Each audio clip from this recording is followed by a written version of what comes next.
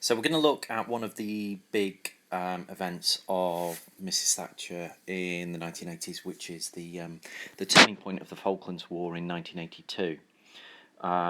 This crisis transformed her in terms of her personal popularity and also demonstrated her leadership abilities and contributed towards the general election victory of 1983. Remember that previously we've looked at how poorly she was doing in terms of popular ratings, mainly because of the economic situation and the unemployment caused by monetarist policies in the early 1980s. So, this is a foreign policy event. The Falkland Islands are in the South Atlantic, just off the coast of Argentina. They'd been a British colonial dependency since 1833. Population of the island is only 2,000. They were fervently British in terms of their sovereignty. Of course, Britain's position was one of wanting to keep the islands, at least publicly, but that didn't mean to say there weren't some negotiations going on behind the scenes about perhaps some sort of leasing deal with the Argentine government. And certainly, Britain had appeared to demonstrate its lack of interest in the islands by calling back HMS Endurance, one of its naval vessels down there, as part of the defence cuts. So, in some ways, Britain was giving off some signals of not really wishing to keep the islands.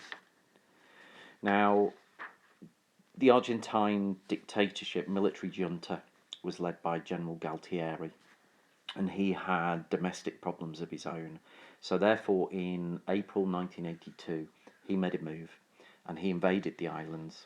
So 4,000 Argentine troops invaded on the Falkland Islands and South Georgia, which is 900 miles away from the Falklands. So both islands became Argentine. And the British reaction was one of shock, really. Most people didn't know where the Falkland Islands were. Mrs. Thatcher was determined to act and do something because this was a potentially fatal blow to her government. It was already doing badly enough in the opinion polls. The Labour opposition wanted the British response to go through the United Nations and for negotiations to take place to make sure that there was a settlement and the British lives weren't lost. So Galtieri moved on the Falklands in early April 1982, but within the space of a matter of days, by the 8th of April, Mrs. Thatcher had ordered a British task force of naval vessels and soldiers to sail from Portsmouth down to the South Atlantic, reaching South Georgia and retaking South Georgia later that month on the 25th of April, and eventually introducing airstrikes on Argentine positions on the Falklands on the 1st of May.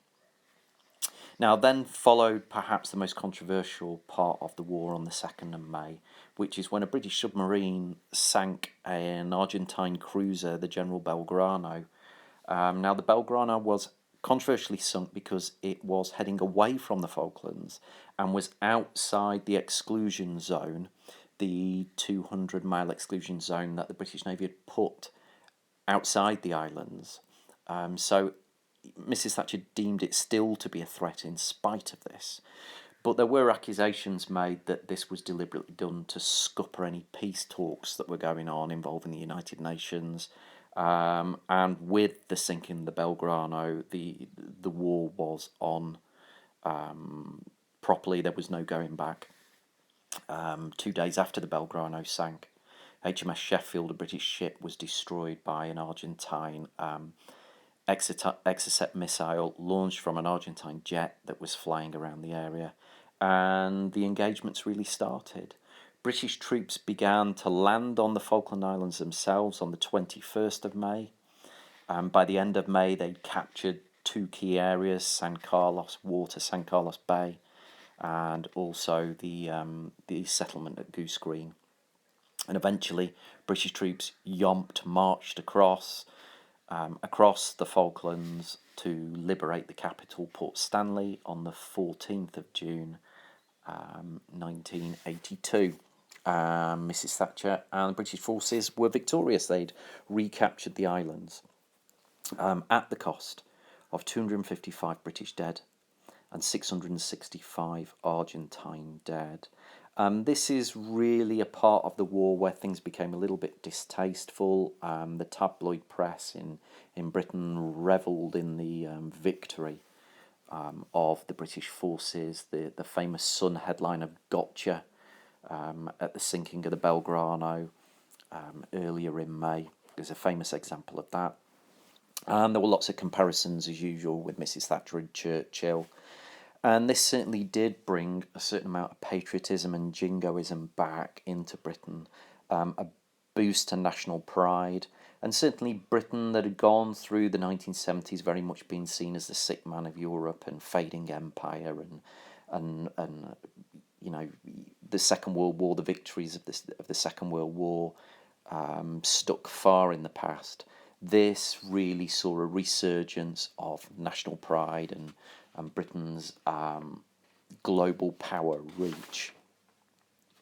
Now, the reward for Mrs. Thatcher was political. This surge of popularity for her personally as well, showing herself as this Churchillian war leader who produced a victory out of her determination and resolution to take back the islands. That certainly helped her a lot in the opinion polls. Of course, the Labour opposition opposed military action, and as a result of which that affected them negatively at the election polls. The results, when they came in 1983, saw the Conservatives getting re-elected again, perhaps surprisingly, given the situation they were in because of the economic policies, maybe a year or 18 months earlier. It is true to say that the Conservatives did not really increase their support in the 1983 election. Yes, they did benefit from the Falklands factor, as it was called, and they certainly recovered some of the ground they'd lost in the early 1980s, again, as a result of some of their unpopular economic policies. But the real story of this election, as we'll come to see, is the demise of the opposition, the poor performance of the Labour Party, which was divided and split during this period and saw its total vote drop by about 3 million and its share of the vote fall by nearly 9% during this period. So the Falklands is a contributory factor to the election victory by the Conservatives in 1983, but it is only part of the analysis. For that, the demise of the opposition, the Labour opposition at the time, is something that we will need to look at in future lessons.